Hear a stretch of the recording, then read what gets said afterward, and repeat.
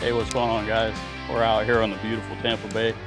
Today we're actually trying to find some new spots. A lot of times people ask me what I look for and what I think to be a good spot. Well, a few things that I look for is current.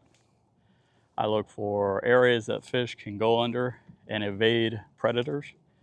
So if you look at this area here, we have a lot of long overhanging mangroves. You can't really see it, but back there, it goes 15 to 20 yards underneath there. So those fish can get way back up under there during high water and they can take refuge away from dolphins, us, sometimes us. And what I like to do to draw them fish out is to chum a little bit. But I like the deep green foliages. I like the hanging mangroves. I like to have a mixture with good bait. I have a lot of mullet around here, and it's a nice patchy bottom with both sand and grass. So should be good. We're gonna see if we can't bait something out. I've never fished this spot before, so fingers crossed. Let's see if we can't pull something out of the cover, guys.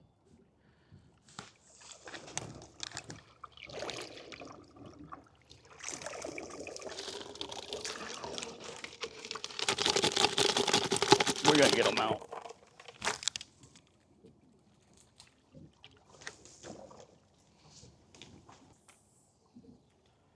That was sucky.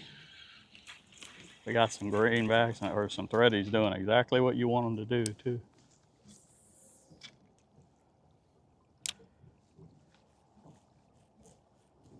Oh, oh, it's a redfish. Look, look, look, he's eating them.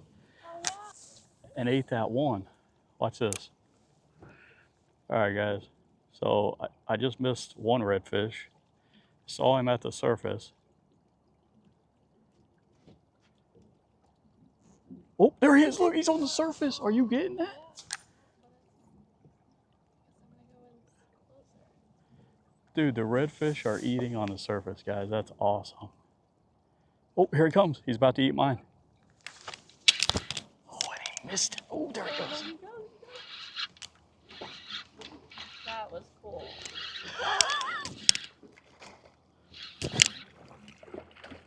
He was a baby, but man, he ate it like he was a monster, guys.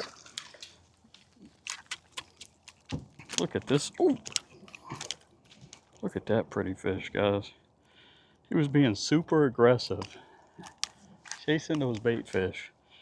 And check this out. Come down here and let that beautiful girl go in this crystal clear water. Bye.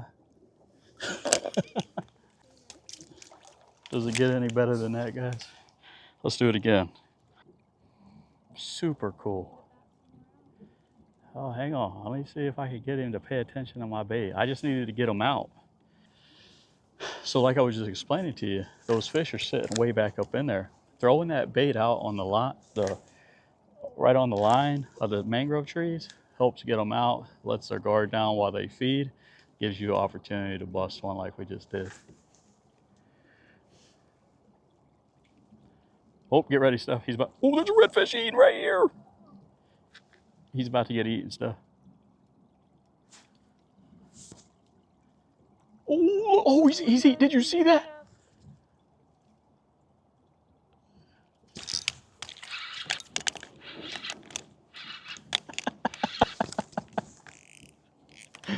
Guys, redfish are one of my favorite.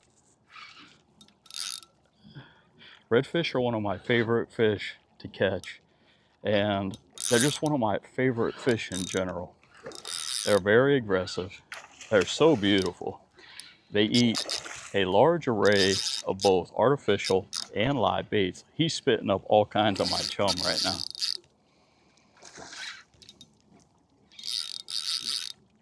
And that is a pretty fish, guys.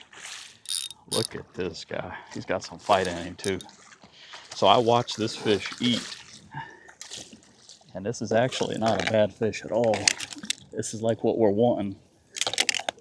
This and bigger. But that's a beautiful fish. On the Tesoros, Okuma, in case you're curious, I'll show you more on that in just a second. All right, Let's let her go. I don't like to keep them out of the water very long.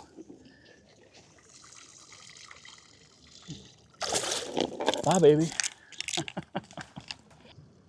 First method I'm going to show you is the nose hook method. So you can do that. That keeps the bait very natural, and it really reduces, it makes them live longer. However, one that I really like personally is hooking them in the back. And this allows me to control them quite a bit more. So if you hook them just like this, so hook them right there, that's going to allow you to really control the fish and dictate where he goes. So when he starts to try to swim out, I can pop the bait and turn him back towards where I want him to go. Now another method, especially in deeper water, I like to rig them in the pectoral fin.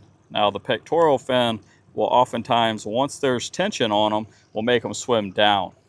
So if you're in deeper water, this is a great technique or a great method to get them to swim down.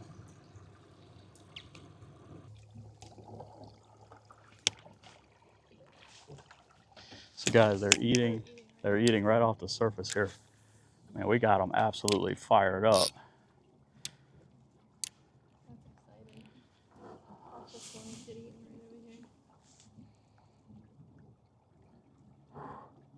Boat's doing all kinds of different weird spinny things here. It's all right though. Ooh. Oh, this is a better fish. Yeah, he don't even know he's hooked yet. There he goes. Here he comes. There he is. Oh, about the same size. Look at that blue on that tail, guys.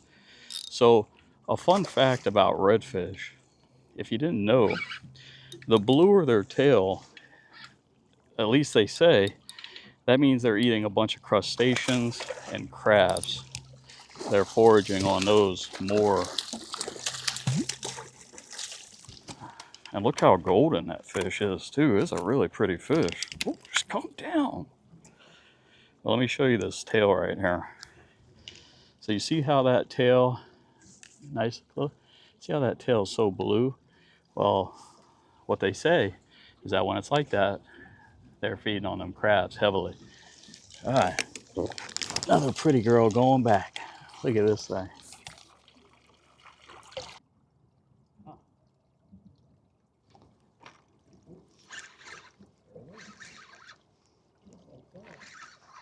It's a baby.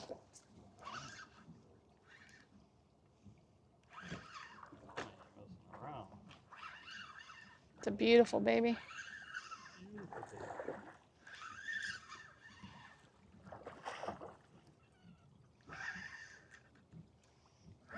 So pretty. Beautiful. All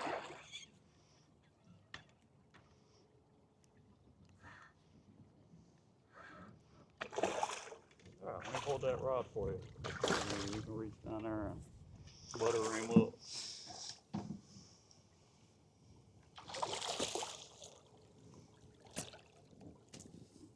Remember, that's 15. Yep.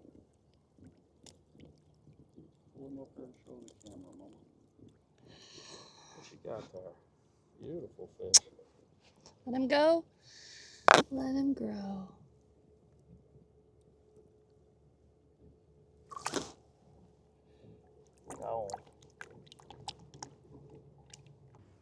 Hey guys, so I want to go over a little bit about what I was using for gear today. It's a pretty simple setup, but this is the brand new Tesoro by Okuma. Guys, if you haven't checked this reel out, I highly recommend it. It's got a ton of drag, watertight, just a beautiful overall reel with a very smooth drag, but really horse those fish out of cover when you need to. It's spooled with 15-pound Power Pro. Got it on the SRT Inshore Premier. This is my favorite fishing rod by Okuma. I use these religiously, probably have like 50 of them. And the rig was pretty simple. Free line today for the majority of the day, 20, 25-pound leader with a 2 or 3/0 circle hook of your choice, and that's gonna get the job done. Now we did hook the baits in an array of different methods. Some of them were nose hooked, some of them we hooked right into the pectoral fin. and then sometimes we'd hook them in the back. Now you want to play around with this because sometimes rigging really matters and makes a big difference on how the fish react to the bait and how the bait reacts once they're cast. Because a lot of times if you hook them a certain way, they're more, you know, they're more inclined to swim out of cover and away from the fish. So experiment with it, make sure you're chumming, draw them fish out, and look for good cover like I was showing you today, and you're going to have really good success. Make sure you're also watching the tides and the salooners. It's important. Now, if you want to book a trip and learn this stuff in person, saltyscalescharter.com. Don't worry, links down in the description. If you reference this video, I'll give you 10% off. It's no better time to get out there fishing right now, guys. Both near inshore, offshore, all the fishing is fire. So let's go book a trip.